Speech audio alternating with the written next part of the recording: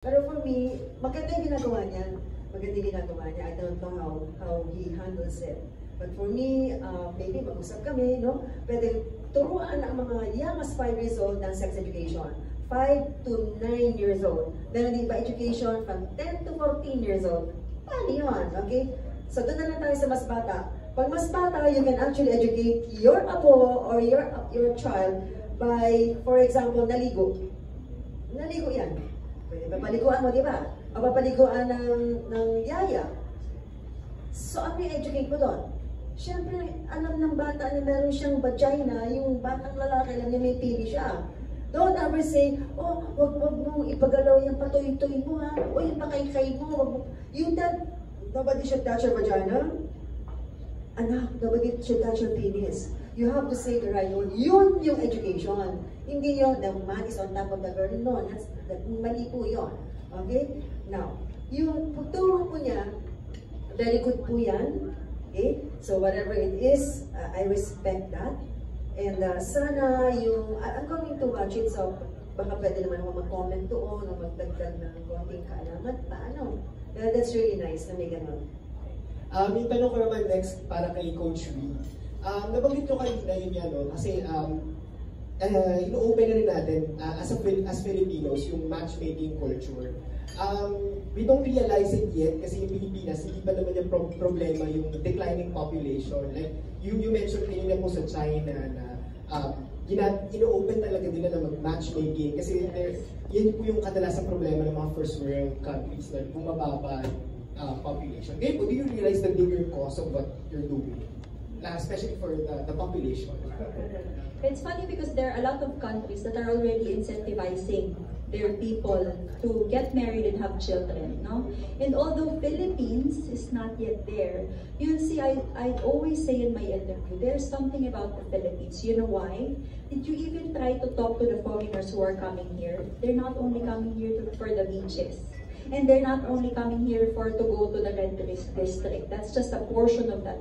A lot of them are coming here because they've met their wife of mga kaibigan nila overseas who was married to a Filipina who was living such a good family life because of all the good traits and values that they were raised in the Philippines. And so they're also hoping, even if they're coming for a vacation, they're hoping to find a woman who has that value, family-oriented, very caring, you know, and even if we get older, we age gracefully, still beautiful, still full of energy. So I say that the Philippines has something to offer. My vision in the future is for the Philippines not only to be like a tourist destination for beaches, it's gonna be like a dating capital of the world. Because in terms of beauty, meron, values, meron, family-oriented, and sweetness, loving, it's here. So we outsource a lot of our skills, but you know, have you seen the children of Filipinas who has been married to yung mga afam, diba? It's beautiful.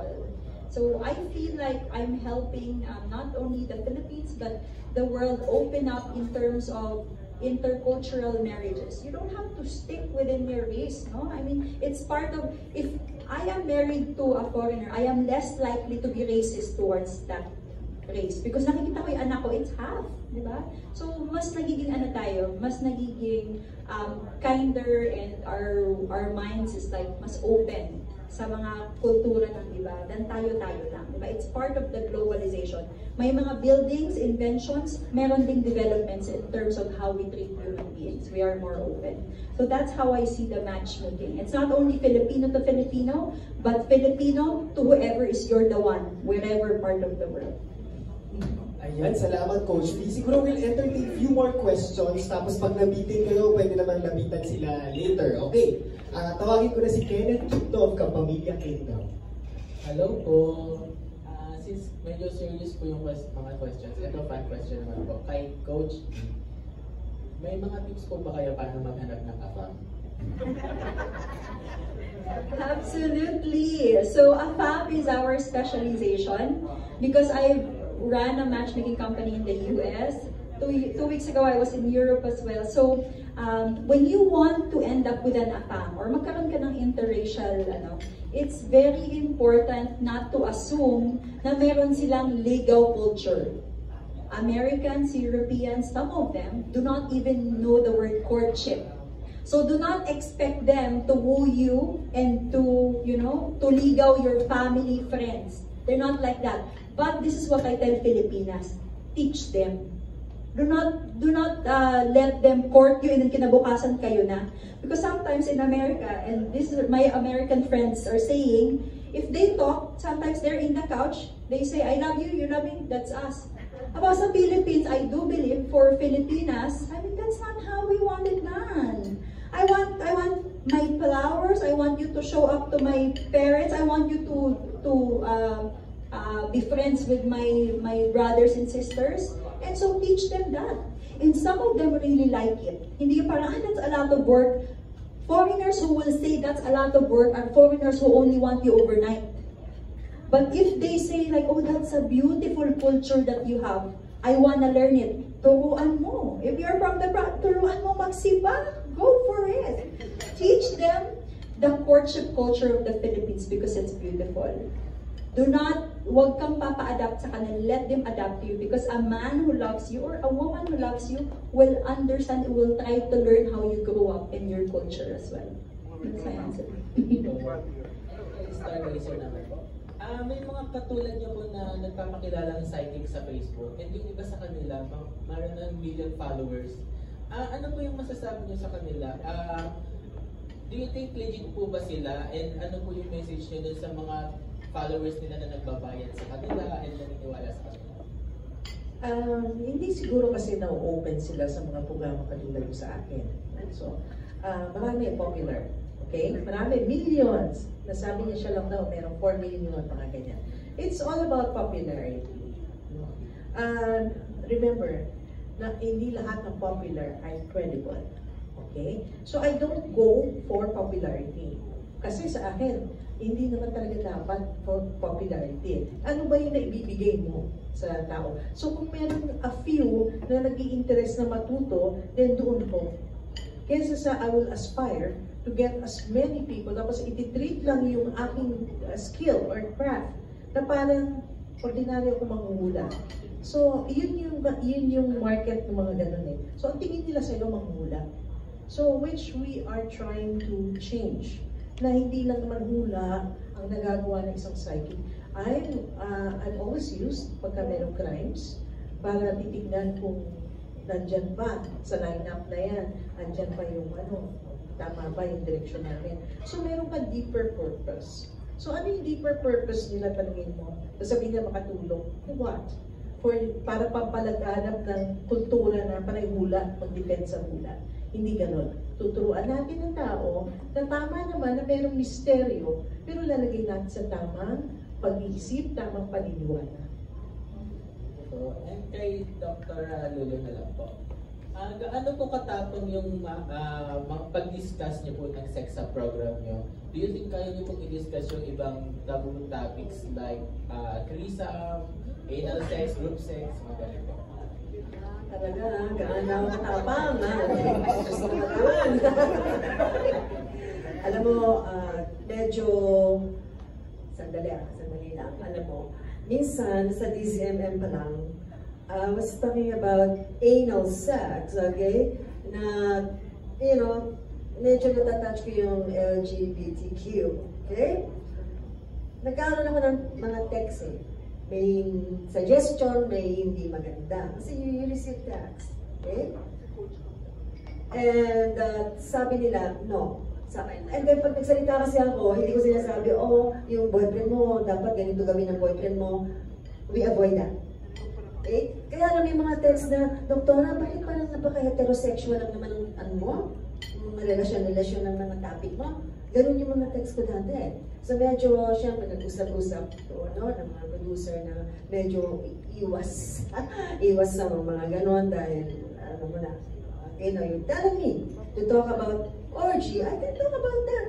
Okay? Kasi meron naman gumagawa pa rin yan. Hindi ko naman pwede sabihin huwag gawin eh.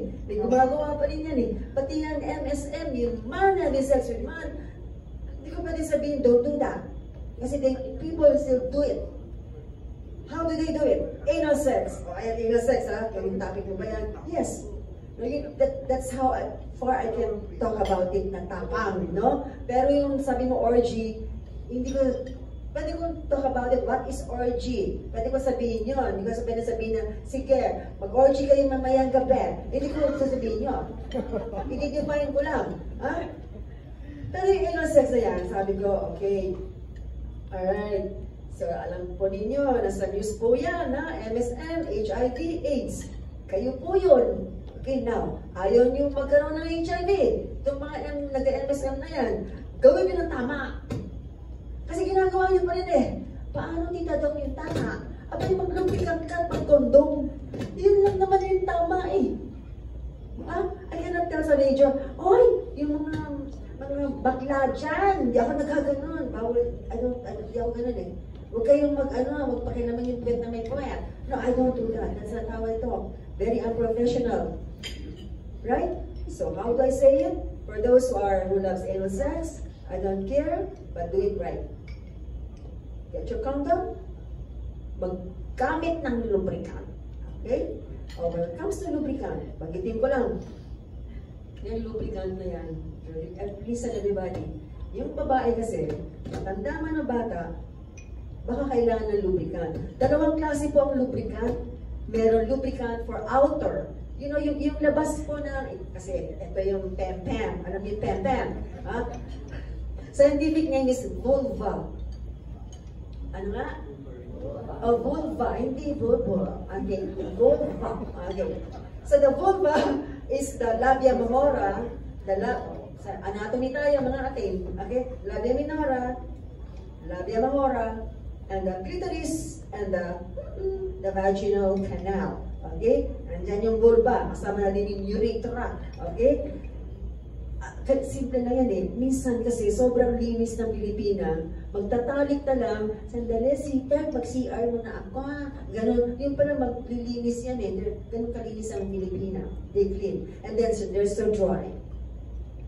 That's the problem, dry. Okay? So merong lubricant for outer dryness, good for menopausal women, also good for young women. Meron ding, eto na, makinig kayo, meron ding lubricant capsule form yan. You put inside the vagina, and it will melt, silicone-based. After 15 minutes, wet na wet yung loob. Importante ba yun? Importante po yan. Especially for menopausal women who still likes to make love. Bakit? Porque menopause na, wala nang karapatante. Ha? Yung nanay mo ba na, menopause na, hindi na pwedeng gumanon? Ha? Pwede yun. Hindi ibig sabihin na menopause na. Hindi ganun yun. Menopause lang siya. Pero hindi menopause na. So, yung inner lubricant, capsule form, is ilalagay sa loob and then it will lubricate. Ang tanong, may nagtanong, Star, secretly, nag-lecture ako sa isang grupo, Doktora, after my lecture, may kalabing kalabel. Ano, pwede ba yan sa mga bakla? Okay? I mean, you know, at least totoo siya sa akin. Hindi niya matanong sa akin diretso sa ganito eh. Ginanabit niya ako eh. Ite-text kita daw kasi pwede ba yan sa bakla? Ang alin? Yung capsule? Aba, oo. Pwede yan. You should use that para hindi makaskas yung pet mo. I mean, kami na nag-uusap eh. Kasi I have some friends na bakla. And then they admit to me that they make love. Tapos magreklamo sa akin, Tita Do, ano? Masakit-sakit ang puwet ko. Umiyata ka. Kasalanan mo yan. Tinuruan ko na kayo kung paano. Legal kayo. Pag nagkasugat mo yan, kaka-AIDS ka. Kamamatay mo yan. Ha? Hindi na po masarap eh. Masakit naman. Sabi naman ng bakla. See? So, totoong tao po kasi ako, sir. Ha? Hindi po ako nahihiya. Makapal na po yung mukha ko. Matanda na po ako eh. Wala na ako ikahihiya pa. Sa tanda ko, ako yan ang pinakamatanda dito eh. Hindi ba? So anyway, ganun po yun. Thank you po. And last na lang po sa inyong tatlo, paano niyo po nagagamit yung skills niyo sa love, sex, or personal life niyo po?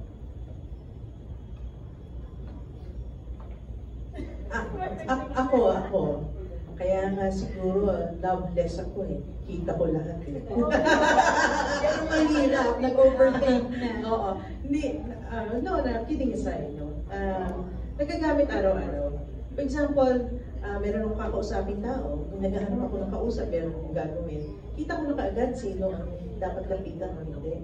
Makikita ko kasi I used to work as a liaison officer and a market researcher. So alam ko, I do market studies, I do, sabihin mo mga surveys, and alam ko kung sino lalapitan ko na may interview ko. Yun yung advantage na daily life. Kaya nung naisip ko, hindi ko pala talaga pwedeng takasan kasi there was a point in my life that I decided na not to pursue. Sabi ko, magno-normal lang ako na tao. Hindi pala pwede, kasama pala. Every day when I talk to you, I can see whether you're lying. It's just that hindi ko naman sasabihin sa you're lying. So, hinahayaan kita. Like for example, meron sikreto. Hindi pwedeng sabihin, hindi ko nakikita, especially when I touch your hand. But again, ethics will dictate. Pinag-aralan natin. Na you don't just say and blurt out to a person, "Uy, nakita ko, nakipagganito pa din sa ganyan, o meron kang kinukuha pera sa ganyan." You don't do that. You still give the benefit of the doubt sa tao. Bigyan mo siya ng dignidad niya. Unless mag-open up sa'yo at magtatanong na tungkol sa nararanasan niya. So that's how we do it every day. Yun yung nagagamit ko sa ano. Now with love relationship, ay pakiramdam sa, yun nga, yung the sense of mas malakas yung pakiramdam. Alam ko when it is time to talk to this person or not. Ganun lang kasimple.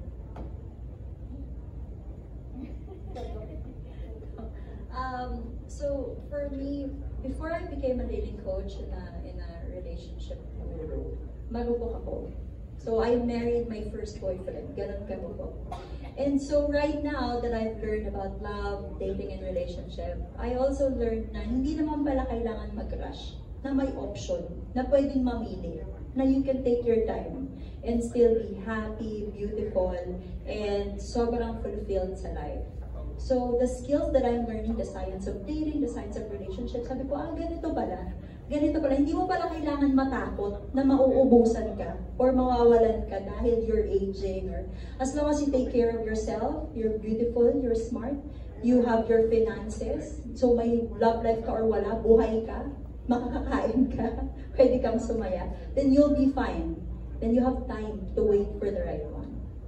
Thank you. Yeah, okay. Dali na. Kasi, I'm a senior citizen already. Okay, so natanong mo pa yung skill ko, no? Okay. So, I've been talking about sex. Okay, sabi mo, skill mo ba yan, Tita Doc? Skill ko rin yan, sabi niya. Okay. Skill nating lahat yan. Okay, hindi mo ako, lahat tayo, ikaw, lahat tayo dito. Okay, ang tanong, kailan ba nag-umpisa yan? Yun yung madalas sinatanong sa akin eh. When did you ever start talking about it?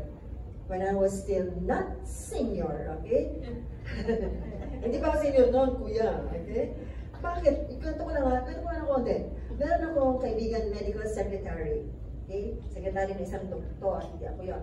Sabi niya, Lulu, kasi barkada mo naman eh. Lulu, meron ako dito pampagana ng ganun. Yung meron maliit lang ganyan, tapos liquid ba siya, lotion, cream, lalagay siya sa clitoral area, tapos tatayo yung clitoris, maging sensitive, and then mag-orgasm ka. Lulu, walang iya ka? Wala kang alaman yung, galit ako, kuya, galit ako. Huwag mong pakialaman yung aking clitoris. Okay, I'm young, I'm lubricating, I'm orgasmic, so why are you offering that to me? Hindi ganito yan eh.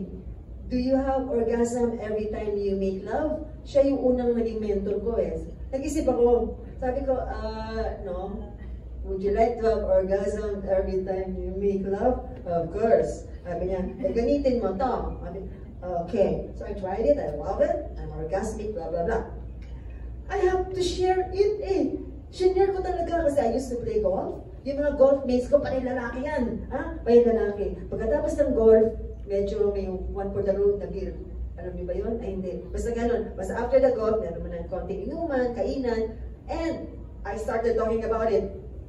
Pag ang mga golf mates mo kasi, mga mayayabang yan eh. May hindi doktor, may doktor. Okay? So I start talking about this little cream. Siguro, 6 sila. 2 lang naniwala. Kasi binentahan ko yan. Negosyante rin si Tita Doc. Okay? Entrepreneur din si Tita Doc. Okay. Magkano yan? Explain. This is what I can do. Just apply a little on the clitoris, mag-lubricate, tatayo ang clit, maging sensitive, mag-orgasm. 2 naniwala sa governments ko. Bumili. Ang bentahan, 350 eh. Ang retail, 500. Binigyan ko ba ng discount? Hindi, 500. 500. Okay. Ikaw, magkano? 500. 500 na. Sabi, 1,000 na ako. After every week we play golf and nakita-kita kami, nataranta na sila. Nataranta yung 2 lalaki. Yung isa doktor, yung isa may-ari ng Shell. Ako, Lolo, ano? Ibang klase. Ano rin? Yung talagang ganyan. My God, nataranta itong mga busit na lalaki ito. Tapos sila na yung naglileche na yung nagkikwento doon sa 4. No? Hindi na nakaupo na lang ako, painumin na lang ako ng alak ng beer ko, di ba? Inumin ako, tawa ko ng tawa. Tapos sila na nagbibenta. So anyway, you know, that skill is there. Okay, doon nag-umpisa yun. I made a PowerPoint out of it. I made a PowerPoint out of it kung saan na ako nag-lecture sa mga Rotary group, sa mga, basta kahit saan inimita ako, yun yung aking, hindi naman basta makabenta, star. It's female sexual dysfunction. Ganun mo na. Ha? Hindi yung, gusto nyo pumili? No, hindi po ako ganun. This is the problem of women. They don't have their orgasm, blah, blah, blah, blah, blah, blah. Okay? And then, if you want them to be orgasmic, maybe you can try this. If not, it's okay. Pagkatapos, hindi pa ako nakakalabas ng room, ubos na yung produkto ko, kuya.